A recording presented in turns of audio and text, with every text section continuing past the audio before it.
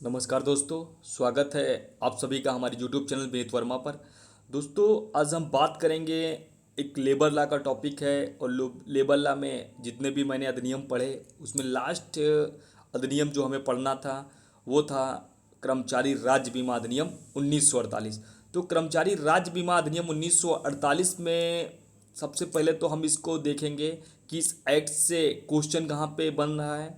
और ये जो एक्ट है वो एलएलबी के जो सेमेस्टर एग्ज़ाम होते हैं वहाँ पे ये पूछा जाता है। और दैनिक जीवन में भी इस एक्ट का आपके महत्वपूर्ण स्थान रखेगा। और इस एक्ट में हम बात करेंगे कि आखिर ये अधिनियम हमें पढ़ाया क्यों जाता है और संवैधानिक इसका आधार क्या है, ये सारी बात हम करेंगे। उससे पहले जो विधायिका ने जो कानून पारित किया, उस पारित कानून में क्या क्या बातें कही और ये पूरा संरचना क्या रहा, ये सारी चीज़ें हम पहले देखेंगे।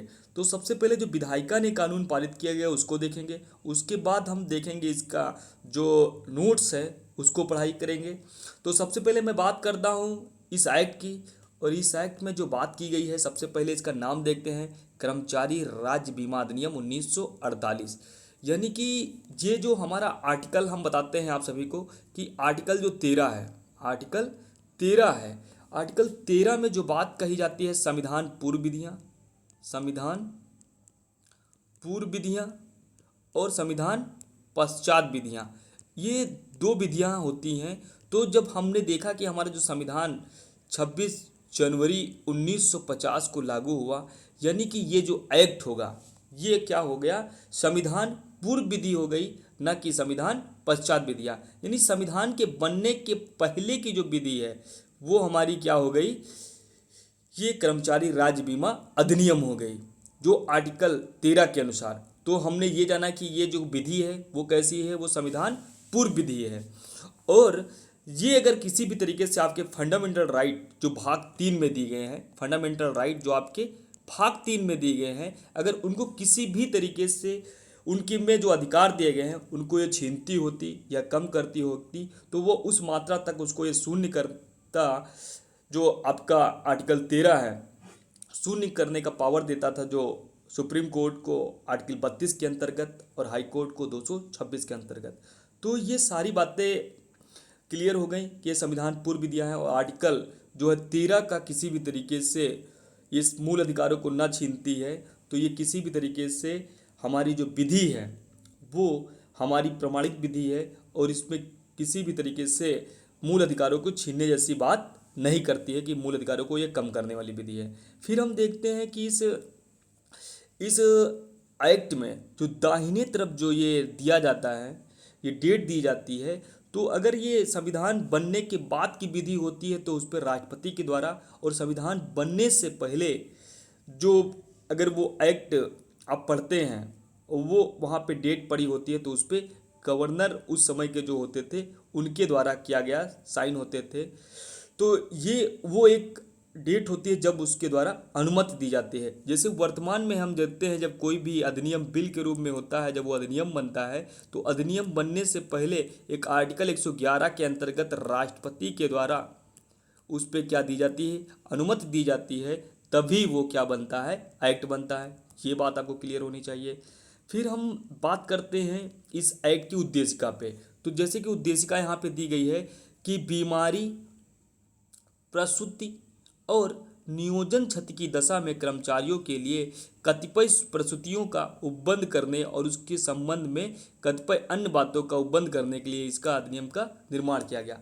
एक तो ये बीमारी के लिए अधिनियम बनाया गया है, दूसरी बात प्रसूति और नियोजन क्षति की दशा में जो भी हैं, अगर नियोजन में कोई व्यक्ति है और उसको किसी भी तरीके की क्षति हो रही है तो कर्मचारियों की क्षति के लिए ये क्या किया गया है, अधिनियम का निर्माण किया गया है। यानी कि उन सभी बातों के लिए जो बीमारी से, प्रसूति से ज़्यादा या नियोजन में कोई व्यक्ति काम कर रहा है और कर्मचारी को किसी भी तरीके की क्षति है, तो इस अधिनियम को उन उद्देश्यों की पूर्ति के लिए बनाया गया। ये उद्देशिका आपकी बात करते हैं। तो एक मैं बात जब उद्देशिका में पढ़ाता हूँ तो मैं एक बात करता हूँ कि ऐसी कौन से एक्ट हैं जिनमें उद्देशिका में ही अधिनियमित तिथि की बात की गई है, मतलब वो डेट लिख दी जाती है कि वो एक्ट कब बना या लागू हुआ। तो एक तो हमारा इंडियन कॉन्स्टिट्यूशन है, जिसकी उद्देशिका में अधिनियमित तिथि है 26 नवंबर 1949। फिर हमने देखा कि यूएन चार्टर, वहाँ पे भी उद्देशिका है और उस उद्देशिका में भी बात की गई है। तो वहाँ पे जब आप उद्देशिका में क्या बात की गई है, वहाँ पे भी एक डेट की बात की गई है, वहाँ पे बात की गई है 26 जून 1945। तो दो एक्ट ऐसे हैं जिनमें उद्देशिका की बात की गई है। लेकिन हम फिर यहाँ पे एक मैं बात करता हूँ कि कौन से ऐसा एक्ट है जिसमें उद्देशिका ही नहीं दी गई है। लगभग जितने भी अधिनियम जो विधायिका के द्वारा बनाया जाता है, उसमें एक उद्देशिका बनाई जाती है। उद्देशिका के द्वारा उस अधिनियम का उद्देश्य क्लियर किया जाता है। लेकिन ऐसा एक एक्ट है जो आपने देखा होगा कि अंतर्राष्ट्रीय न्यायालय की जो संविधि है, उस संविधि में उद्देशिका की बात नहीं की गई है। तो ये हमने दो उद्देशिका पढ़ने के साथ चीज़ों को समझ लिया। फिर हम बात अब करेंगे कि इस एक्ट की संरचना क्या है। इस एक्ट की संरचना को देखेंगे कि कौन से चैप्टर हैं और कितनी धाराएं हैं। ये सारी बातें एक बार आपको दिखा दे रहे हैं। तो वहाँ पे हम लोग पहुँचते हैं। तो सबसे पहला जो चैप्टर इसका है, अध्याय 1, जो प्रारंभिक है। और ये जो प्रारंभिक आपका चैप्टर है, इस चैप्टर की शुरुआत धारा 1 से होती है। और इस धारा 1 की शुरुआत के बाद इस एक्ट में जो है बात की गई है धारा 2 तक। यानी कि इसमें पहले चैप्टर में संक्षिप्त नाम, विस्तार और उसके बाद उसकी परिभाषा खंड दिया गया है। दूसरा जो चैप्टर है, जो निगम, स्थायी समिति और चिकित्सा और प्रसूति सुविधा की जो प्रसुविधा की परिषद की बात करता है। यानी कि चैप्टर जो है 2 निगम, स्थायी समिति और चिकित्सा प्रसुविधा परिषद की बात करता है, जो आपकी धारा 3 से इसकी शुरुआत हुई है। और देखते हैं कि ये कितनी धाराओं तक इस चैप्टर में बात की गई है। तो अगला चैप्टर जो हमारा होगा, जो 3 से ये देखा आपने 25 तक बात की गई है दूसरे चैप्टर में। और जो चैप्टर नंबर हमारा 3 है, जिसमें वित्त और संपरीक्षा की बात की गई है, तो ये धारा 26 से इसकी शुरुआत होती है। देख, जैसे आपकी स्क्रीन पे है, धारा 26 से शुरुआत होती है। और ये जो चैप्टर है आपके 26 से 37 तक बात करता है। अगला जो चैप्टर हमारा है, चैप्टर 4, जो अभिधाय की बात करता है। ये धारा 38 से इसकी शुरुआत होती है। और ये देखते हैं कि इस 38 से ये किस चैप्टर तक के पूरी इस चैप्टर में बात की गई है। तो जैसा कि इसमें जो हम 38 से शुरुआत करते हैं और 45 तक ये चैप्टर आपका होता है। अगला जो चैप्टर हमारा है 5वां, जो सुविधाओं की बात करता है कि सुविधाएँ क्या हैं, वो बात करता है धारा 46 से। और ये जो लास्ट हमारा जो इसकी सेक्शन है, वो हम देखते हैं। और ये 46 के बाद जो हमारा ये चैप्टर है, ये काफ़ी बड़ा चैप्टर है। और ये जो आपकी सेक्शन है 73 तक के बात की गई है। फिर अगला चैप्टर हमारा 5A है, जो अन्य हितग्राहियों के लिए स्कीम की बात करता है कि अन्य हितग्राही होंगे उनके लिए स्कीम क्या होगी, उसके बारे में बात करता है, जो धारा 73A से शुरुआत होती है। और ये 73H तक जाती है, यानी कि H तक। फिर अगला चैप्टर जो हमारा चैप्टर नंबर 6 है, चैप्टर नंबर 6 जो बात करता है विवादों और दावों का न्याय निर्णय, जो धारा 74 से इसकी शुरुआत होती है। और फिर ये चैप्टर 74 से शुरुआत होती है और 83 तक इसमें बात की गई है। फिर अगला चैप्टर हमारा चैप्टर नंबर 7 है, जो सस्तियाँ यानी दंड की बात करती है और धारा 84 से इसकी शुरुआत होती है। और ये धारा 84 से शुरुआत होती है और ये 86 तक के बात करता है। फिर अगला चैप्टर हमारा जो है चैप्टर नंबर 8, जो प्राकीड यानी लास्ट चैप्टर है, जो ये धारा 100 तक के बात की जाएगी।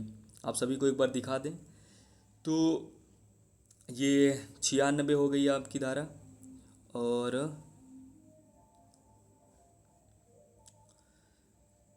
यानी कि 100। तो आपने देख लिया कि इस एक्ट में जो संरचना है अधिनियम का, तो उसमें आपने देखा कि 100 धाराओं की बात की गई है। टोटल इस अधिनियम में आपने देखा कि 100 धाराएं दी गई हैं। और उसके साथ आपने देखा कि इस अधिनियम में जो बात की गई है कितने चैप्टरों की बात की गई है। तो आपने जब शुरुआत की थी चैप्टर नंबर 1 से, और उसके बाद जो अंतिम चैप्टर आपका था प्राकीड़, जो धारा 87 शुरुआत होता है, यानी कि इसमें कुल 8 चैप्टर और 100 धाराएं हैं। ये आप सभी ने देख लिया। तो पहली सेक्शन और परिभाषा हम इसी एक्ट में देखेंगे कि अधिनियम में क्या बात की गई है, क्योंकि ये बहुत इंपॉर्टेंट सेक्शन होता है किसी भी अधिनियम की पहली धारा और उसकी परिभाषा खंड। तो परिभाषा खंड और पहली धारा हम यहीं बात करेंगे, और फिर उसके बाद हम जाएंगे नोट्स में, क्योंकि बहुत विस्तार से हमें यहाँ पे नहीं पढ़ना है, केवल परीक्षा के उद्देश्य और हमें इस अधिनियम की पूरी जानकारी हो, वही हमको देखना है। तो पहला चैप्टर जैसे कि आपने देखा प्रारंभिक की है, जो बात करती है पहली इसकी धारा। पहली धारा बात करती है संक्षिप्त नाम, विस्तार, प्रारंभ और लागू होना। तो यह अधिनियम कर्मचारी राज्य बीमा अधिनियम 1948 कहा जाएगा। यानी कि इस अधिनियम का नाम क्या कहा जाएगा, जो धारा 1 की उपधारा 1 में बताया गया है कि इसका नाम राज्य बीमा अधिनियम 1948 है।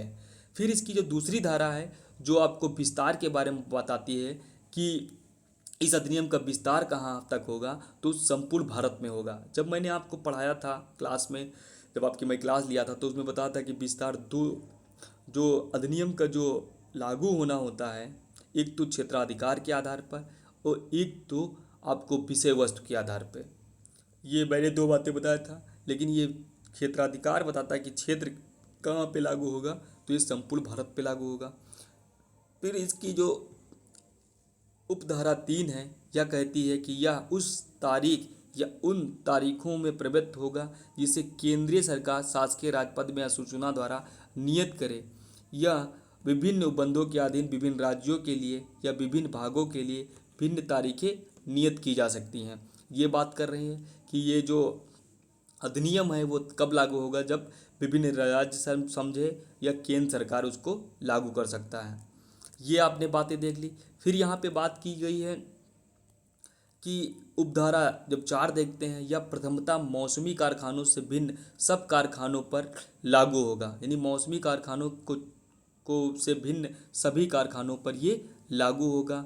फिर कहता है कि परंतु इस उपधारा में अंतर्विष्ट कोई बात सरकार के नियंत्रणाधीन किसी, जो सरकार के नियंत्रण में अधीन है, उस किसी कारखाने या स्थापन को लागू नहीं होगी। इसके कर्मचारी या अधिनियम के अधीन उपबंधित फायदे सारभूत, यानी कि ये बात करता है कि ये अधिनियम जो है, जो सरकार के नियंत्रणाधीन होंगे कारखाने, उन पर ये अधिनियम लागू नहीं होगा। ये क्लियर कर दिए हैं। फिर ये बात करती है, जो इसकी उपधारा हम 5 देखेंगे। 5 कहता है कि समुचित सरकार निगम से परामर्श करके और जहां समुचित सरकार राज्य सरकार व केंद्रीय सरकार के अनुमोदन से ऐसा करने के अपने आशय को 6 मास की सूचना राजकीय 6 मास की, ये आपको डेट यहाँ पे याद रखना है कि कितना समय बताया गया, तो समय यहाँ पे बताया गया है 6 मास की सूचना शासकीय राजपत्र में अधिसूचना द्वारा देने के पश्चात इस अधिनियम के उपबंधों या उसमें किसी बात के विस्तार किसी अन्य स्थान पर या स्थापनों के वर्ग पर, चाहे वो औद्योगिक, वाणिज्य, कृषि या अन्य होंगी, कर सकेगी। परंतु जहां इस अधिनियम के उपबंध किसी राज्य के किसी भाग में प्रवृत्त किए गए हैं, वहां उक्त उपबंधों का विस्तार उस भाग के भीतर किसी ऐसे स्थापन या स्थापनों के वर्ग हो जाएगा यदि उन उपबंधों का विस्तार उन राज्य के किसी अन्य भाग में समरूप स्थापन या स्थापनों के वर्ग पर किया गया है। ये आपने देख लिया। फिर उपधारा इसकी 6 क्या कहती है, ये भी आपको देखना है। उपधारा 6 कहती है कि कोई ऐसा कारखाना या स्थान जिसे यह अधिनियम लागू होता है, इस बात के होते हुए भी कि शासकीय शासित होता रहेगा कि उसमें नियोजित व्यक्ति की संख्या इस अधिनियम द्वारा या उसके अधीन विनिर्दिष्ट सीमा से किसी समय कम से हो जाती है, या उसमें विनिर्माण प्रक्रिया शक्ति की सहायता से जानी बंद कर दी जाती है, तो उसके बारे में उपधारा 6 बात करती है। जी आपने देख लिया। फिर हम बात करेंगे परिभाषा खंड की। परिभाषा खंड सबसे इम्पोर्टेंट हमारा ये खंड होगा, और इसको हमें एक एक परिभाषा को बहुत डिटेल में देखना है। तो पहली जो धारा 2(1) में बताई गई है परिभाषा, समुचित सरकार। आप सभी को मैंने जितने भी अभी तक एक्ट पढ़ा है उसमें सबको बता दिया कि समुचित सरकार से तात्पर्य यहाँ केंद्र सरकार और राज्य सरकार है, लेकिन इस अधिनियम में बताया गया कि समुचित सरकार से केंद्रीय सरकार, रेल प्रशासन के नियंत्रणाधीन स्थापनों का या महापत्तन या खान या तेल क्षेत्र की बाबत केंद्रीय सरकार के अन्य सब दशाओं में राज्य सरकार भी अपराध है। यानी कि कुछ मामलों में केंद्र सरकार को यहाँ पर समुचित सरकार माना जाएगा, जैसे कि रेल प्रशासन, महापत्तन, खान या तेल क्षेत्र के लिए, और अन्य सब दशाओं के लिए वहाँ पर समुचित सरकार का अर्थ लगाया जाएगा, वो राज्य सरकार से लगाया जाएगा। ये आप सभी को क्लियर हो गया। फिर दूसरी जो परिभाषा है जो प्रासुविधा कालावधि से बात करती है। प्रासुविधा कालावधि से अभिदाय कालावधि की जो ये बात करते हैं, तन संवादी छह क्रमवर्ती मासों से अनधिक की वह कालावधि अप्रेत है जो विनियमों में विनिर्दिष्ट की जाए। यानी कि परंतु प्रथम प्रासुविधा कालावधि की दशा में दीर्घतर कालावधि विनियोग द्वारा या उनके अधीन विनिर्दिष्ट की जाएगी, ये बात करती है। फिर जो अगली जो धारा है, जो इम्पोर्टेंट धारा आपकी नहीं है, उसको हमें नहीं पढ़ना है। अभिदाय के बारे में भी यहाँ पे पूछा जाता है कि अभिदाय से प्रधान नियोजक द्वारा निगम को कर्मचारी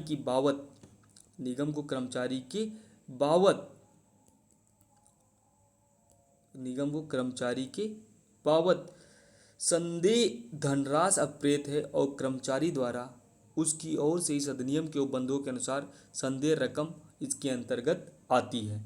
अभिदाय अवधि की बात करती है तो जो उपधारा आपकी 5 में बताई गई है कि 6 क्रमवर्ती मास से अनधिक की अवधि अभिप्रेत है जो विनियमों में विनिर्दिष्ट की जाए। ये आपने देख लिया। फिर यहाँ पे निगम की भी परिभाषा आपको नहीं पढ़नी है। अगर निगम की परिभाषा को लेकिन फिर भी एक बार देख लेते हैं कि निगम में कहते हैं कि निगम से इस अधिनियम के अधीन स्थापित कर्मचारी राज्य बीमा निगम अप्रेत है, जिसकी बात उपधारा 6 में की गई है 2 की। फिर यहाँ पे आश्रित की बात की गई है। आश्रित किसी मृतक बीमाकृत व्यक्ति के निम्नलिखित नातेदारों में से कौन हो सकता है। एक तो ये बात करते हैं विधवा, धर्मज या दत्तक पुत्र जिसने 25 वर्ष की आयु प्राप्त नहीं की है। अविवाहिता धर्मज या दत्तक पुत्री भी है, उसको भी यहाँ पे आश्रित माना जाएगा। विधवा माता को भी यहाँ पे आश्रित माना गया है, जैसे कि आपने देखा कि विधवा माता को भी आश्रित यहाँ पे माना गया है। फिर धर्मज या दत्तक पुत्र या पुत्री जिसने 25 वर्ष की आयु प्राप्त कर ली है, जो शिथिलांग है, यदि वह बीमाकृत व्यक्ति की मृत्यु के समय उसके उपार्जनों पर पूरा आश्रित है। यानी कि दत्तक पुत्र है या धर्मज पुत्र है और 25 वर्ष की आयु भी प्राप्त कर लिया है, फिर भी अगर उसके किसी भी तरीके से विकार है कोई अंग में और उसकी मृत्यु से पहले उसके ऊपर वो आश्रित था, तो वो भी व्यक्ति यहाँ पर उसका आश्रित समझा जाएगा। फिर बात करते हैं आगे कि निम्नलिखित व्यक्ति यदि वह बीमाकृत व्यक्ति की मृत्यु के समय उसके उपार्जनों पर पूर्णतः या भागतः आश्रित थे, तो वो भी क्या होंगे, आश्रित कहलाएंगे। उसकी एक यहाँ पे सीरीज दी गई है। एक तो बात की गई है माता पिता जिनके द्वारा विधवा माता नहीं आती है, अवयक्ष, अधर्मज पुत्र, अविवाहिता, अधर्मज पुत्री यदि विवाहिता है और अवयक्ष है, या यदि विधवा है और अवयक्ष है तो पुत्री चाहे वह धर्मज हो या दत्तक हो या धर्मज हो तब भी उस श्रेणी में आएगी। फिर सी में बात करते हैं कि अवयक्ष भाई और अविवाहिता बहन यदि कोई अप्राप्तव्य है तो वह विधवा बहन भी आश्रित में आ जाएगी, ये बात करते हैं। फिर बात करते हैं विधवा पुत्रवधू भी इसके अंतर्गत आती है। पूर्व मृत पुत्री की अवयक्ष संतान भी आती है, और पूर्व मृत पुत्री की कोई अवयक्ष संतान यदि उस संतान के माता पिता में से कोई भी जीवित नहीं रहा है, वो भी यहाँ पे क्या आएगा, एक तरीके से यहाँ पर आश्रित की श्रेणी में रखा गया है। फिर अगला जो बात यहाँ पे की गई है, यदि बीमाकृत व्यक्ति के माता पिता में से कोई भी जीवित नहीं है तो पितामह पितामही भी आश्रित की श्रेणी में आ जाएंगे। क्लियर आप सभी को।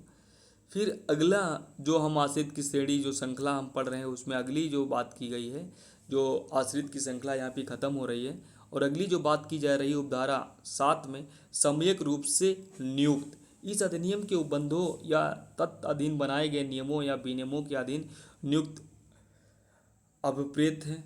ये आपके नियुक्त की परिभाषा हो गई। फिर नियोजन छत से जो बात की गई है उसकी बात उपधारा 8 में बात की गई है।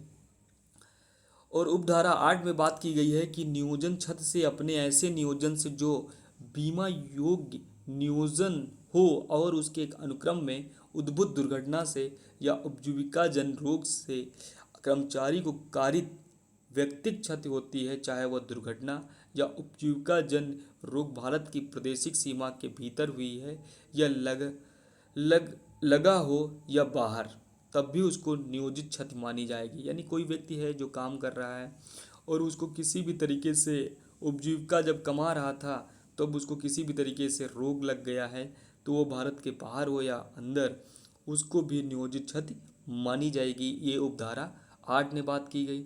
उपधारा 9 में जो बात की जा रही है वो कर जा रही है कर्मचारी से। कर्मचारी से ऐसा व्यक्ति प्रेरित है जो किसी ऐसे कारखाने या स्थापन में जिसे यह अधिनियम लागू है या उसके काम के संबंध में मजदूरी पर नियोजित था। कर्मचारी में ऐसा व्यक्ति ही आएगा जो कारखाने में स्थापन कोई है उसमें कोई व्यक्ति क्या करता है, काम कर रहा है और उसके काम के संबंध में कोई मजदूरी पर नियोजित किया गया था, तभी वो कर्मचारी माना जाएगा। फिर उसकी कुछ श्रेणी बताई गई है, उसको आप सभी को देख लेना है, उसको आप सभी देख लेना।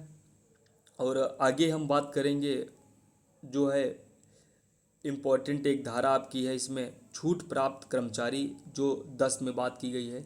तो वह कर्मचारी प्रेरित है जो कर्मचारी विदाई देने के लिए इस अधिनियम के अधीन दायी नहीं है।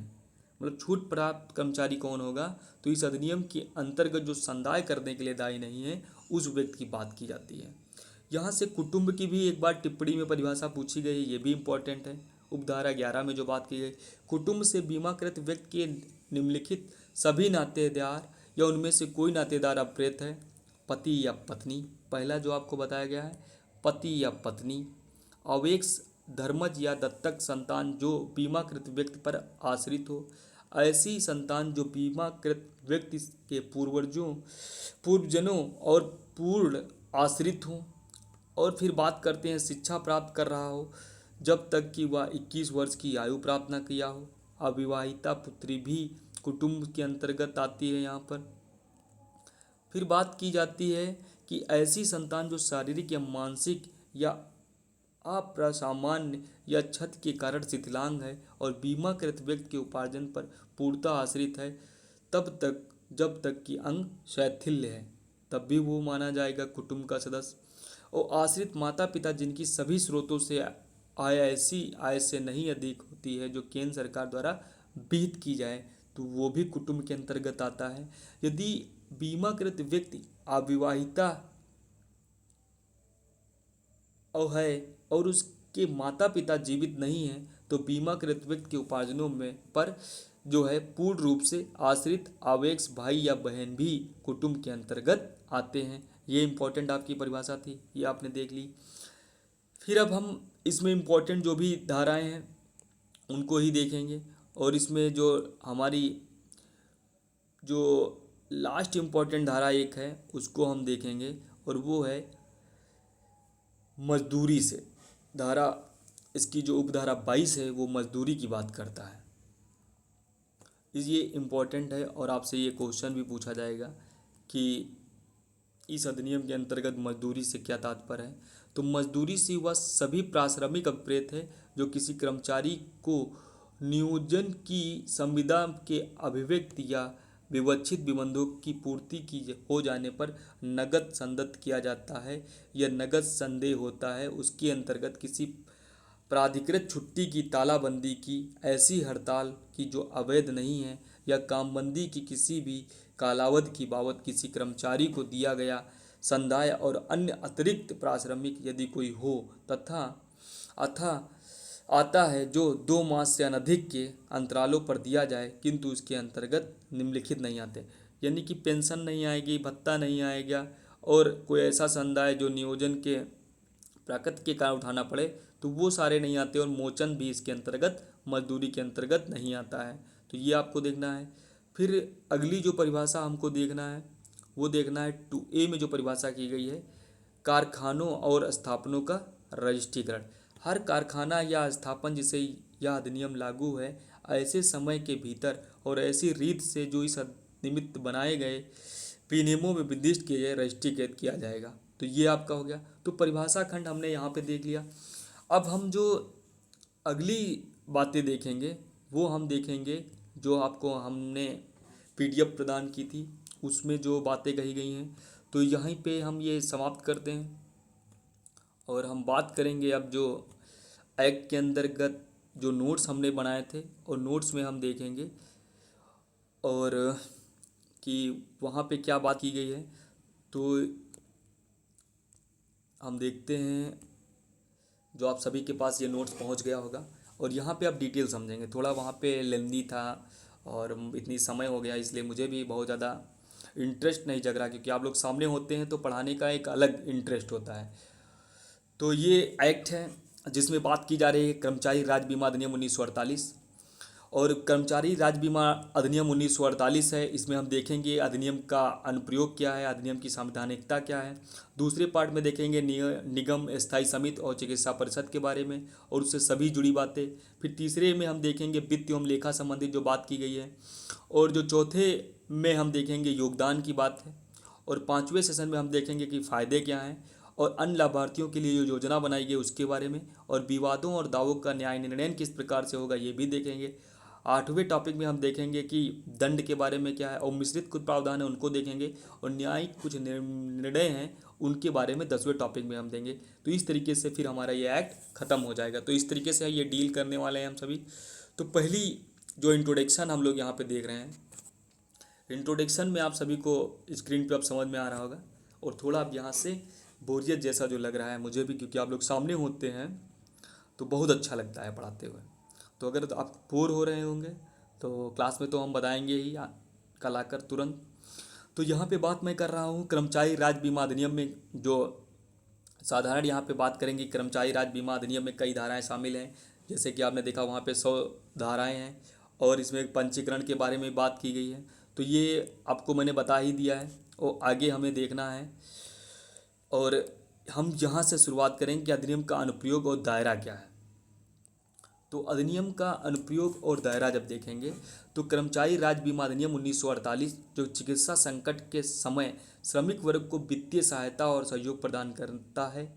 जैसे कर्मचारी राज्य बीमा अधिनियम 1948 चिकित्सा संकट के समय श्रमिकों को वित्तीय सहायता प्रदान करता है, और वो कैसी कैसी सहायता प्रदान करता है उसके बारे में इस एक्ट में बताया गया है। एक तो बीमारी के बारे में, दूसरी प्रसूति अवकाश के बारे में, और तीसरा ये बात करेगा मानसिक या शारीरिक कोई विकार है, और विकलांगता और मौत के बारे में। यानी कि राज्य कर्मचारी बीमा अधिनियम 1948 ये बीमारी, प्रसूति अवकाश, विकार, विकलांगता और मौत, इन सब के बारे में एक व्यवस्थित पूरी तरीके से बीमा कवर करने वाला एक एक्ट है।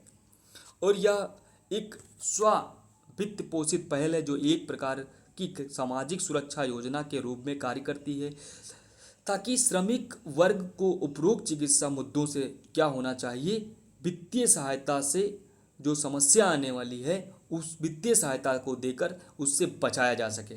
फिर इस अधिनियम की हम संवैधानिकता को देखेंगे, और कर्मचारी राज्य बीमा अधिनियम एक संवैधानिक संसाधन के रूप में कार्य करता है, क्योंकि इसमें बीमा और चिकित्सा बीमा प्रदान करने की प्रथा है। जबकि कर्मचारी बीमा अधिनियम का अधिकांश क्रियान्वयन कर्मचारी निगम के जो है माध्यम से किया जाता है, और केंद्र सरकार अधिकांश कार्रवाइयों को नियंत्रित करती है। यानी कि इस एक्ट का जो है केवल काम ये है बीमा और चिकित्सा बीमा प्रदान करना, और दूसरी बात है इसका जो क्रियान्वयन किया जाता है वो केंद्रीय सरकार के द्वारा किया जाता है। केंद्र सरकार का यह नियंत्रण अधिनियम जो है संवैधानिकता में काफ़ी हद तक योगदान देता है, क्योंकि बीमा चाहे वो सार्वजनिक हो या निजी, भारतीय संविधान की 7वीं अनुसूची में संघ सूची के विषय के रूप में ये हमको याद रखना है कि जो ये एक्ट है वो किस सूची का विषय है। तो जो राज्य जो बीमा है, जो कर्मचारी राज्य बीमा अधिनियम है, जो बीमा टॉपिक है, ये बीमा जो आपका है संघ सूची की विषय सूची का एक सब्जेक्ट है, ये भी आपको याद रखना है। इसीलिए इस पे कानून बनाने का अधिकार कौन रखता है, वो रखता है हमारा वो सारी जो अधिकार रखा है वो हमारा रखता है केंद्र सरकार। फिर हम अब देखेंगे जो चैप्टर आपको मैंने दो बताया था वहाँ से इम्पोर्टेंट है, निगम स्थायी समिति और चिकित्सा परिषद। तो अगले में हम बात करेंगे कर्मचारी राज्य बीमा निगम की स्थापना, यहाँ से क्वेश्चन आता है। तो कर्मचारी राज्य बीमा अधिनियम की धारा 3 के तहत स्थापित कर्मचारी राज्य बीमा निगम के माध्यम से अपना कार्य करता है, जो सामाजिक सुरक्षा बनाए रखने के लिए बनाया गया है निकाय है। इसकी स्थापना जो है 24 फरवरी 1952 को हुई थी। निगम का काम है चिकित्सा आपात स्थिति के मामले में कर्मचारी को राहत प्रदान करना, यानी कि इस अधिनियम की द्वारा इसकी स्थापना होती है तो धारा 3 के अंतर्गत। और ये जब बनाया गया था एक्ट, वो बनाया गया था 24 फरवरी 1952 को। और निगम का काम है चिकित्सा आपात स्थिति के मामले में कर्मचारियों को राहत प्रदान करना। ये आप सभी क्लियर हो गया। फिर हम देखेंगे कि निगम का गठन किस तरीके से होता है। तो निगम का जो गठन है वो कर्मचारी राज्य बीमा अधिनियम की धारा 4 के द्वारा किया जाता है। और इसमें जो वहाँ पे जो भी अधिकारी होंगे उनको देखेंगे। तो यहाँ पे जो अधिकारी एक है महानिदेशक है, अध्यक्ष केंद्र सरकार द्वारा नियुक्त किया जाता है, केंद्रीय सरकार द्वारा नियुक्त उपाध्यक्ष भी किया जाता है, केंद्र सरकार द्वारा नामित 5 से अधिक व्यक्ति नहीं होंगे इसमें, प्रत्येक राज्य का प्रतिनिधित्व करने के लिए एक व्यक्ति होता है, जो है संघ राज्य क्षेत्र का प्रतिनिधित्व करने के वाला एक व्यक्ति होता है, नियोक्ता का प्रतिनिधित्व करने वाले 10 व्यक्ति होते हैं और कर्मचारी का प्रतिनिधित्व करने वाले 10 व्यक्ति होते हैं और चिकित्सा पेशे का प्रतिनिधित्व करने वाले 2 व्यक्ति होते हैं। 3 संसद सदस्य और 2 लोकसभा से और 1 राज्यसभा से इसमें सदस्य होते हैं। तो आपने देखा कि एक इसका जो है महानिदेशक होता है, दूसरा इसका अध्यक्ष होता है, तीसरा इसका जो है केंद्र सरकार द्वारा नियुक्त उपाध्यक्ष होता है, 5 इसमें जो केंद्र सरकार द्वारा नामित व्यक्ति होते हैं।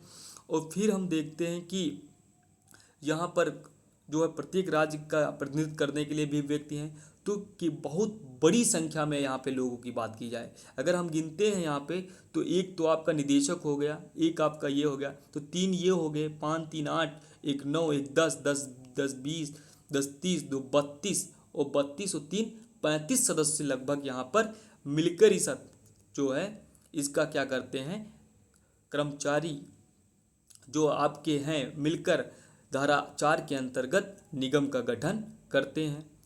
तो ये आपका निगम के गठन के व्यक्ति हो गए। तो एक बार फिर से देखते हैं, निदेशक, फिर केंद्र सरकार द्वारा नियुक्त व्यक्ति, केंद्र सरकार द्वारा उपाध्यक्ष भी एक नियुक्त किया जाता है, नामित 5 व्यक्ति होते हैं केंद्र सरकार के द्वारा, राज्य सरकार द्वारा जो एक प्रतिनिधि नियुक्त, प्रत्येक राज्य का एक प्रतिनिधि होता है, संघ राज्य क्षेत्र का भी एक प्रतिनिधि होता है, नियोक्ता का प्रतिनिधित्व करने वाले 10 व्यक्ति होते हैं और कर्मचारियों का प्रतिनिधित्व, तो यानी कि प्रत्येक राज्य से होंगे तो 28 व्यक्ति वे ही हो जाएंगे और 8 केंद्र शासित प्रदेश तो वो भी। तो जो आपको मैंने संख्या बताया है अभी 32 33, वो केवल मैंने एक एक राज्य को जोड़ा है, लेकिन जब वहाँ पे और जोड़ेंगे तो यहाँ पे संख्या बढ़ घट सकती है आपकी। तो निगम के कार्यालय सदस्यों का कार्यकाल कितना होता है ये भी हमको देखना है। तो धारा 5 के अंतर्गत निगम के सदस्यों का कार्यकाल बताया गया है। वो अधिनियम निम्नलिखित सदस्य यानी 4 वर्ष तक की अवधि के लिए नियुक्त किया जाता है। महानिदेशक, अध्यक्ष महोदय, उपाध्यक्ष, केंद्र सरकार द्वारा नामित 5 व्यक्ति, प्रत्येक राज्य का प्रतिनिधित्व करने वाला सदस्य और प्रत्येक राज्य का प्रतिनिधित्व करने वाले संघ क्षेत्र के, ये सारे जो व्यक्ति हैं इसको धारा 5 के अंतर्गत बताया गया कि जो काला अवधि है यानी किस समय अवधि तक ये व्यक्ति रहेंगे, तो 4 वर्ष की बात की गई है। जबकि जनरली आप देखते हैं कि 5 वर्ष की बात की गई, लेकिन यहाँ पे जो है 4 वर्ष की बात की गई। पुनर्नियुक्त या पुनर्निर्वाचन के लिए पात्रता की बात किया कि पुनः क्या ये नियुक्त किए जा सकते हैं कि नहीं किए जा सकते। तो यहाँ पे बात की गई है कि स्थायी समिति या चिकित्सा लाभ परिषद का कोई जो है निवर्तमान सदस्य यानी नियुक्त करने वाली केंद्र सरकार की इच्छा अनुसार पुनः नियुक्त या पुनः निर्वाचन के लिए स्वतः ही पात्र हो जाते हैं, यानी कि इन व्यक्तियों को फिर से चुना जा सकता है। ये बात क्लियर हो गई आप सभी की। फिर अगली बात होती है आदेशों, निर्णयों और आदि का प्रमाणीकरण, यानी कि जो ये आदेश देंगे उसका प्रमाणीकरण के बारे में देखते हैं। तो किसी भी आदेश या निर्णय का प्रमाणीकृत करने के लिए राज्य कर्मचारी बीमा अधिनियम के महानिदेशक का हस्ताक्षर ही एकमात्र आवश्यकता है। आदेश को प्रमाणित करने या लागू करने की कोई अन्य तरीका नहीं है। मतलब एक ही तरीका है आदेश को लागू करवाने का, प्रमाणीकरण कराने का, वो है महानिदेशक का हस्ताक्षर। फिर बात करते हैं कि महानिदेशक अस्थायी रूप से अपना अधिकार किसी अन्य अधिकारी को भी सौंप सकते हैं। इस मामले में अधिकृत अधिकारी के हस्ताक्षर भी प्रमाणित होते हैं। यानी प्रमाण करने का जो आपको अधिकार बताया गया, एक तो बात यहाँ पे की गई है कि महानिदेशक की हस्ताक्षर की आवश्यकता मात्र होती है। अगर वो किसी को नियुक्त भी करता है तो उस व्यक्ति के द्वारा भी ये बात क्लियर हो जाएगी। फिर मैं अगली स्लाइड पे आता हूँ और बात करता हूँ। तो अगली बात हमको देखना है स्थायी समिति का गठन। स्थायी समिति भी इम्पोर्टेंट है, आप सभी लगा लेना इसको इम्पोर्टेंट। और स्थायी समिति में बात की जा रही है कि यहाँ से क्या पूछा जा रहा है, तो राज्य कर्मचारी बीमा जो अधिनियम आप पढ़ रहे हैं, इसमें स्थायी समिति की संरचना में जो व्यक्ति हैं, एक तो केंद्र सरकार द्वारा नियुक्त व्यक्ति। फिर बात करते हैं कि निगम में 3 सदस्य 3 राज्य सरकारों का प्रतिनिधित्व करेंगे। निगम में नियोक्ता का प्रतिनिधित्व करने वाले 3 सदस्य होंगे। निगम में कर्मचारियों का प्रतिनिधित्व करने वाले 3 सदस्य होंगे। निगम में चिकित्सा पेशे का प्रतिनिधित्व करने वाला 1 सदस्य होगा और निगम से संबंधित 1 सांसद होगा और महानिदेशक होगा। यानी कितने व्यक्ति मिलकर स्थायी समिति का गठन करेंगे, तो एक तो आपका केंद्र सरकार का द्वारा नियुक्त अध्यक्ष होगा। फिर 3 सदस्य आपने देखा कि राज्य सरकारों द्वारा प्रतिनिधित्व करने वाले सदस्य होंगे। फिर आपने देखा कि निगम में जो है नियोक्ता का प्रतिनिधित्व करने वाले 3 सदस्य होंगे और कर्मचारियों में कर्मचारी का प्रतिनिधित्व करने वाले 3 सदस्य। तो इस तरीके से आपने यहाँ पे देख लिया कि इतने सदस्यों को मिलकर क्या किया जाएगा, आपकी अस्थायी समिति का गठन किया जाएगा। फिर अस्थायी समिति का कार्यकाल देखेंगे तो अस्थायी समिति का जो यहाँ पे कार्यकाल की बात की गई है वो 2 वर्ष की बात की। अभी ऊपर आपने देखा था कि वहाँ पे जो बात की गई थी वो 4 वर्ष की गई थी, लेकिन यहाँ पे जो ये सदस्य होंगे इन सभी के जो कार्यकाल है वो 2 वर्ष के लिए बात की गई है। फिर जो अगली हम स्लाइड में बात करेंगे चिकित्सा लाभ परिषद की। अब चिकित्सा लाभ परिषद में क्या है, तो चिकित्सा लाभ परिषद जो है इस अधिनियम के द्वारा योजना के तहत चिकित्सा लाभों के प्रशासन से संबंधित मामलों पर एक सलाहकार निकाय है। इसमें कौन कौन से व्यक्ति होंगे, यानी चिकित्सा लाभ परिषद में कौन कौन से सदस्य होंगे, तो एक तो महानिदेशक इसके अध्यक्ष होंगे कर्मचारी राज्य बीमा अधिनियम के अंतर्गत वाले। फिर एक तो होंगे स्वास्थ्य सेवा महानिदेशक जो 7 अध्यक्ष होंगे। और एक व्यक्ति जो आपके यहाँ पे होंगे वो होंगे चिकित्सा आयुक्त। एक व्यक्ति होंगे प्रत्येक राज्य के लिए 1 सदस्य राज्य सरकार द्वारा नियुक्त किया जाएगा। और नियोक्ता का प्रतिनिधित्व करने वाले 3 सदस्य होंगे और कर्मचारी का प्रतिनिधित्व करने वाले 3, यानी नियोक्ता का प्रतिनिधित्व करने वाले 3 सदस्य और कर्मचारी का प्रतिनिधित्व करने वाले भी 3 सदस्य यहाँ पर होंगे। और चिकित्सा पेशे का प्रतिनिधित्व करने वाली एक महिला सहित 3 सदस्य होंगे। यानी इतने सदस्यों को मिलकर यह चिकित्सा लाभ परिषद बनाई जाती है।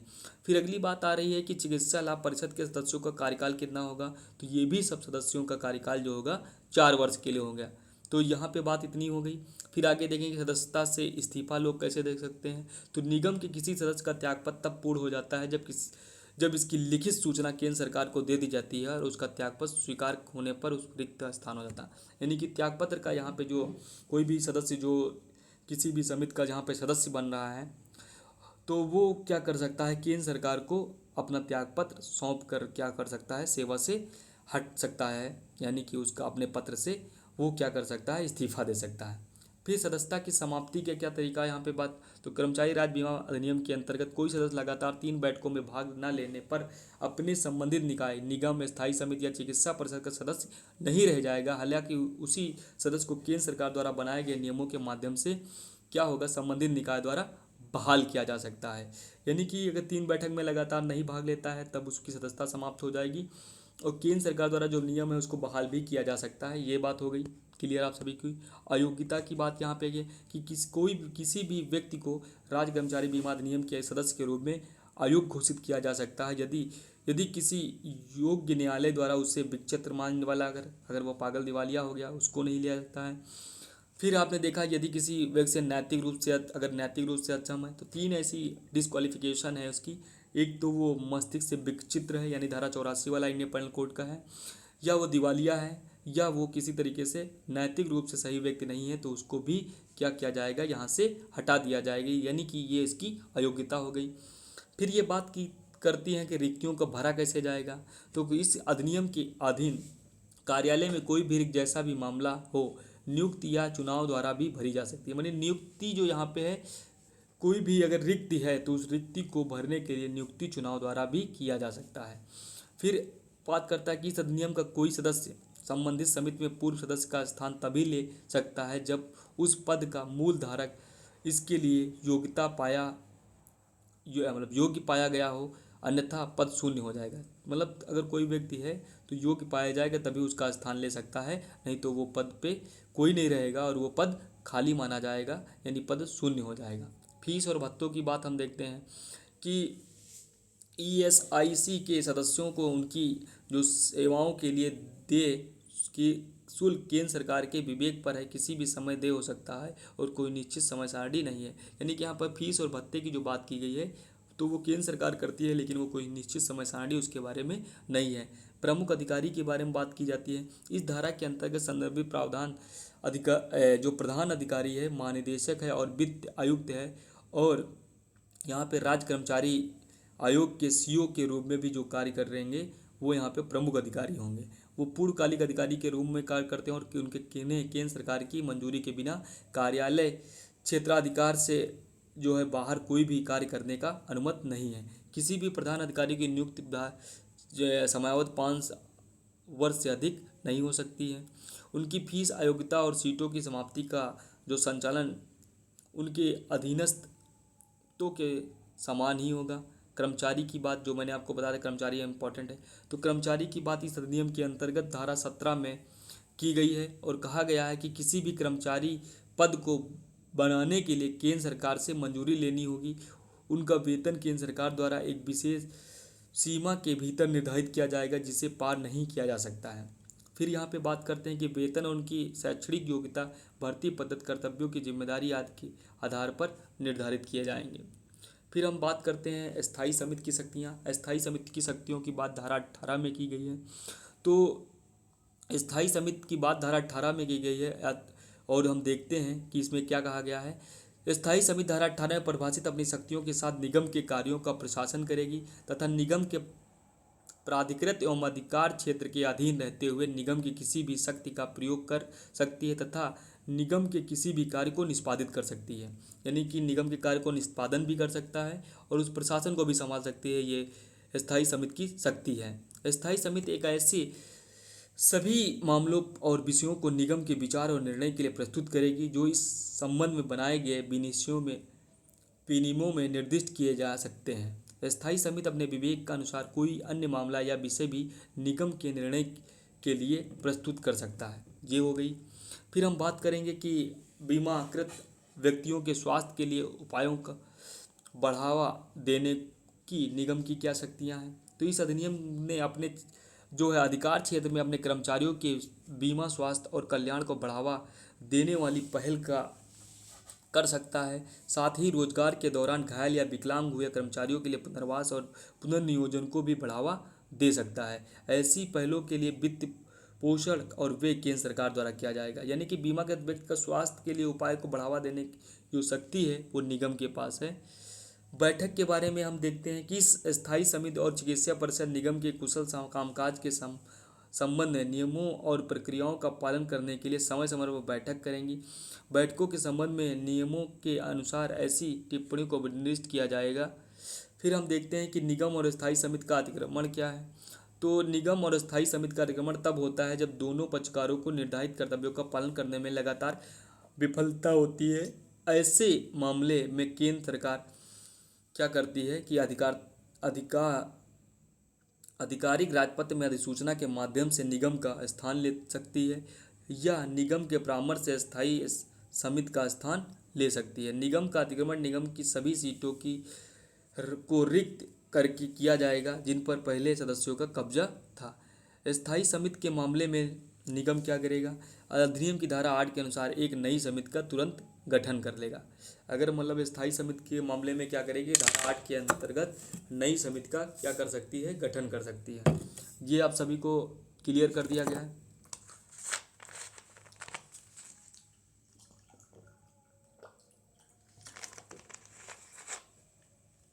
अगली बात हम करेंगे चिकित्सा लाभ परिषद के कर्तव्य के बारे में। चिकित्सा लाभ कर्तव्य को भी एक बार पढ़ लिया जा रहा है।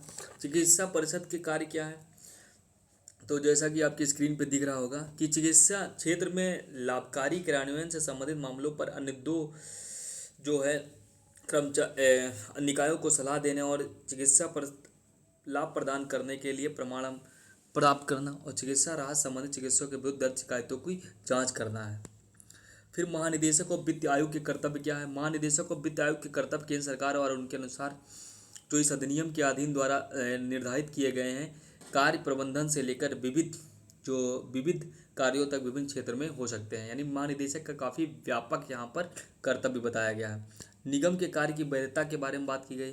किसी भी कर्मचारी राज्य बीमा अधिनियम निकाय का कोई भी सदस्य कोई भी कार्य अपने नियमों और विनियमों के संबंध में अवैध नहीं माना जाएगा। उस कार्यालय के किसी विशेष सदस्य की पात्रता या जो अयोग्यता पर वैधता का दावा नहीं किया जा सकता है केवल।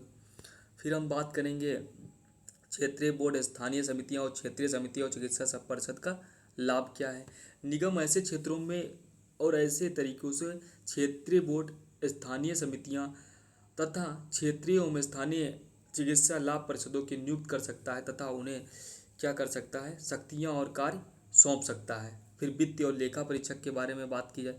कर्मचारी राज्य बीमा निधि की बात की जाती है। कर्मचारी राज्य बीमा निधि जो है इस अधिनियम के कार्यों को पूरा करने के लिए प्राथमिक मौद्रिक स्रोत है।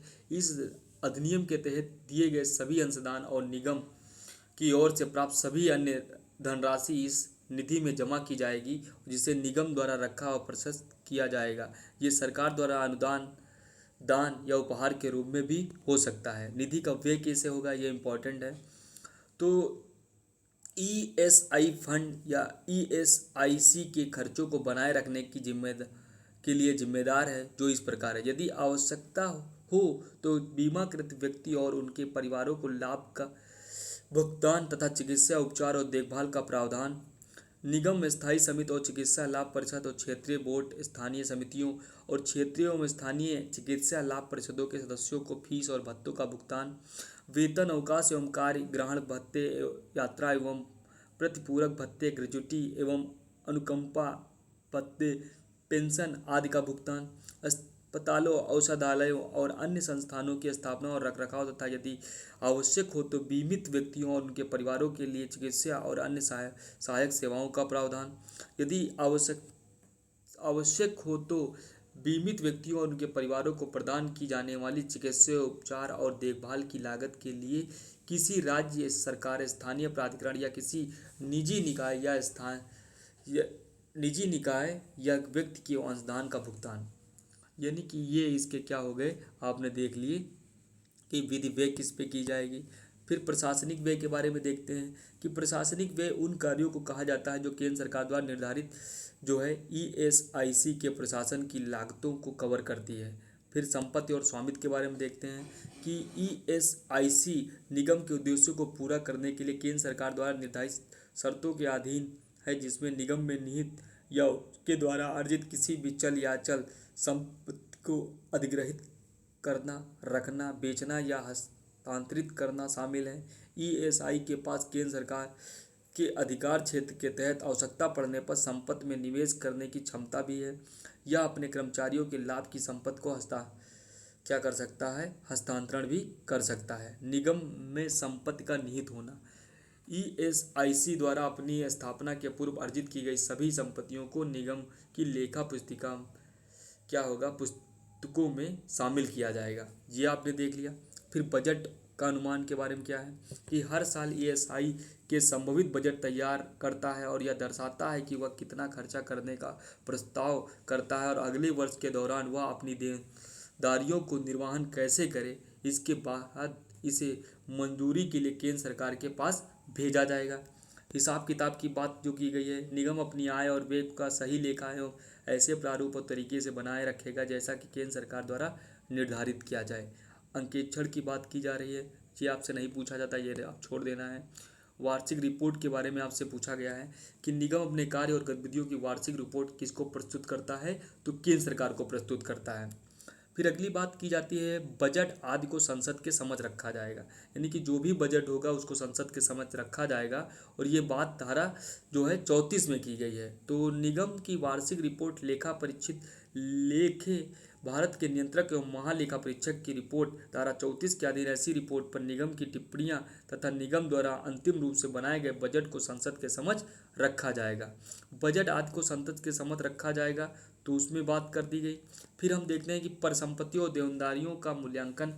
निगम 3 वर्ष के अंतराल पर केंद्र सरकार के अनुमोदन से नियुक्त मूल्यांकन द्वारा अपनी आस्तियों और दायित्वों या का मूल्यांकन कराएगा, परंतु केंद्र सरकार को यह स्वतंत्रता होगी कि वह ऐसे अन्य समयों पर भी मूल्यांकन करने का निर्देश दे जैसा वह आवश्यक समझे। तो आपने ये भी देख लिया कि परिसंपत्तियों और देनदारियों का मूल्यांकन कैसे होगा।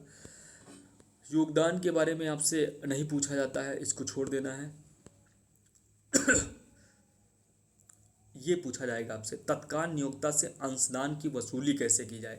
ऐसे कर्मचारी के मामले में जो अप्रत्यक्ष रूप से मुख्य नियोक्ता के अधीन किसी तत्कालिक नियोक्ता के माध्यम से कार्यरत है, मुख्य नियोक्ता अप्रत्यक्ष कर्मचारी की ओर से किए गए भुगतान को तत्कालिक नियोक्ता से उसे देय ऋण के रूप में वसूलने का हकदार होगा। तत्कालिक नियोक्ता को अपने अधीन सभी कर्मचारियों की सूची भी तैयार करनी होगी और बकाया राशि का भुगतान करने से पहले उसे मुख्य नियोक्ता को प्रस्तुत करना होगा। ये आपने देख लिया। फिर अगली बात की जाती है अंशदान के भुगतान के संबंध में सामान्य प्रावधान क्या है। यदि किसी कर्मचारी का वेतन केंद्र सरकार द्वारा निर्धारित वेतन सीमा से कम है तो कर्मचारी अपने अंशदान के लिए उत्तरदायी नहीं होगा और देय क्या होगा, नहीं होगा। ये आपने देख लिया। फिर अंशदान भुगतान की विधि क्या होगी। अधिनियम के भुगतान के विनियमन का प्रावधान किया गया, जिसे कि निम्नलिखित शर्तों के तहत विस्तृत किया गया। भुगतान किए जाने वाले अंशदान की प्रगति और समय। भुगतान जिसमें लेखा पुस्तकों या किसी अन्य दस्तावेज पर चिपकाए गए स्टाम्प या अन्य चिपकाने वाले पदार्थों का उपयोग शामिल है। निगम के पास पहुंचने वाले अंशदान के साक्ष्य पर दिनांक अंकित होनी चाहिए। बीमाकृत व्यक्तियों के विवरण के साथ लेखा पुस्तकों में विभिन्न प्रविष्टियां शामिल हैं। खोए, नष्ट और विकृत दस्तावेज भी यहाँ पे प्रस्थापित हैं। फिर अगली हम बात देखेंगे, ये नहीं पूछा जाता है आपसे, सामाजिक सुरक्षा अधिकारी उनके कार्य भी नहीं पूछा जा रहा है यहाँ पे। फिर आपको अपीलीय प्राधिकारी के बारे में पूछा जाता है। और धारा 45A में विनिर्दिष्ट परिदृश्य में एक बार जब प्रभारी नियुक्ता की सुनवाई हो जाती है और वह निगम द्वारा दिए गए फैसले से संतुष्ट नहीं होता है तो वह फैसले की तारीख से 60 दिनों के भीतर विनियमन द्वारा प्रदान किए गए अपीलीय प्राधिकरण के समक्ष अपील कर सकता है। अपील दायर करने के लिए उसे अपने गणना किए गए अंश का 25% भी देना होगा। यदि वह सफल होता है तो निगम उसके द्वारा भुगतान किए गए अंश को भी वापस कर देगा। फिर अंश की वसूली के बारे में बात करता है, तो ये भी यहाँ से नहीं पूछा जाता है। फिर हम लास्ट में इसकी जो इम्पोर्टेंट है इसमें वो हम देखते हैं, और ये बात है आश्रितों के लाभ। आश्रितों के लाभ यहाँ पे पूछा जाता है, और ये सारे जितने भी यहाँ पे फ़ायदे हैं वो हम देखेंगे। तो इस अधिनियम की धारा 46 कर्मचारी को चोट लगने की स्थिति में सामाजिक सुरक्षा के रूप में लाभ प्रदान करती है, जिसका लाभ रोजगार के दौरान उठाया जा सकता है। 6 प्रकार के लाभ हैं जिनको लाभ उठाया जा सकता। चिकित्सा लाभ, बीमारी का लाभ, मातृत्व लाभ, आश्रितों के लाभ, विकलांगता से लाभ, अन्य लाभ। चिकित्सा लाभ क्या है? ये लाभ कर्मचारी को नियुक्ति के तुरंत बाद मिल जाते हैं तथा ये लाभ उसके परिवार के सदस्यों को भी मिल जाते हैं। यह लाभ कर्मचारी द्वारा सामना की जाने वाली चिकित्सीय समस्या के एवज में उपचार व्यय के भुगतान को कवर करता है। बीमारी लाभ क्या है? इस अधिनियम के अंतर्गत आने वाली कर्मचारी धारा 46(1)(a) के अनुसार बीमारी की स्थिति में आवधिक भुगतान प्राप्त कर सकते हैं, बशर्ते कि नियुक्त चिकित्सक द्वारा उनकी चिकित्सीय स्थिति का सत्यापन किया गया हो। मुआवजा उनके वेतन का लगभग 70% भाग है तथा मुआवजा पाने की ऊपरी सीमा 1 वर्ष में 91 दिन है। रोजगार के 6 महीने की अवधि में कर्मचारी को न्यूनतम 78 दिन काम करना होगा, अन्यथा लाभ का दावा नहीं कर सकता। यानी कि अगर किसी व्यक्ति को लाभ लेना है तो लाभ तभी पा सकता है जब 78 दिन काम करेगा 6 महीने में। मातृत्व लाभ क्या है? इस अधिनियम की धारा 46(1)(b) के अनुसार बीमित महिला निम्नलिखित में से किसी भी स्थिति में आवधिक भुगतान का दावा कर सकती है। कब कर सकती है? जब प्रसव पीड़ा यानी प्रसव के बाद, प्रसव या 6 सप्ताह के बाद, 26 सप्ताह के बाद जन्म, गर्भपात से उत्पन्न बीमारी, बच्चे का समय से पहले जन्म, यह लाभ तब 3 महीने के लिए देय है। यदि आवश्यकता हो तो 1 महीने का विस्तार भी किया जा सकता है। गर्भावस्था के वर्ष से पहले के वर्ष में न्यूनतम कार्यावधि 70 दिन होनी चाहिए। यानी किसी भी व्यक्ति को अगर यहाँ पे ये लाभ मिलेगा तो ये लाभ 70 दिन तक वहाँ कम से कम गर्भावस्था जब वो आए तो उससे 70 दिन पहले वहाँ पे काम किया हो वो व्यक्ति, तभी उसको ऐसे लाभ मिल सकते हैं। फिर बात की जाती है आश्रितों के लाभ। धारा 46(1)(d) रोजगार के दौरान मरने वाले व्यक्तियों के आश्रित परिवारों के सदस्यों का आवधिक भुगतान अक्सर मासिक रूप से किया जाता है, निर्धारित करती है जिसमें मृत्यु का कारण रोजगार की चोट या व्यावसायिक खतरा हो। मुआवजा आमतौर पर कर्मचारी के वेतन का 90% भाग होता है। यानी 90% जो किसी भी तरीके से आश्रित परिवार को जो मिलेगा, जो मरने वाले व्यक्ति को, तो उसको 90% उसके जो है वेतन का भुगतान मिलेगा। विकलांगता का लाभ। यदि किसी कर्मचारी को रोजगार के दौरान चोट लगी जिसके कारण परिणाम से वह विकलांग हो जाता है। विकलांगता की प्रगति अस्थायी या स्थायी हो सकती है। अन्य लाभों के विपरीत विकलांगता लाभ प्राप्त करने के लिए कोई न्यूनतम कार्य अंश की आवश्यकता नहीं है। हालांकि इसके लिए पात्रता मेडिकल बोर्ड द्वारा निर्धारित की गई है। यह निर्धारण प्रदान किए जाने वाले मुआवजे की राशि को भी प्रभावित करता है। यदि कोई हो तथा प्रदान की जाने वाली मजदूरी का सामान्य प्रतिशत 90% मतलब भाग इसमें भी दिया जाता है। अन्य लाभ क्या है? अन्य लाभ से तात्पर्य 5 प्रमुख लाभों के अलावा अन्य विविध लाभों से है जिनका लाभ कर्मचारी उठा सकता है। इस प्रकार है। अंतिम संस्कार व्यय। किसी कर्मचारी के परिवार के सबसे बड़े जीवित सदस्य को उसके अंतिम संस्कार के लिए 10,000 रुपये का मुआवजा दिया जाता है। व्यावसायिक पुनर्वास या लाभ पुनर्वास से गुजर रहे विकलांग कर्मचारी को दिया जाता है। वृद्धावस्था चिकित्सा देखभाल। यानी कि लाभ कर्मचारी सेवानिवृत्त कर्मचारी या चोट लगने के बाद नौकरी छोड़ने वाले कर्मचारी के उपलब्ध है, जिसमें मुआवजा उसको 120 रुपये प्रति माह दिया जाता है। अन्य लाभार्थियों के लिए योजना क्या है? धारा 53 से 61 तक है।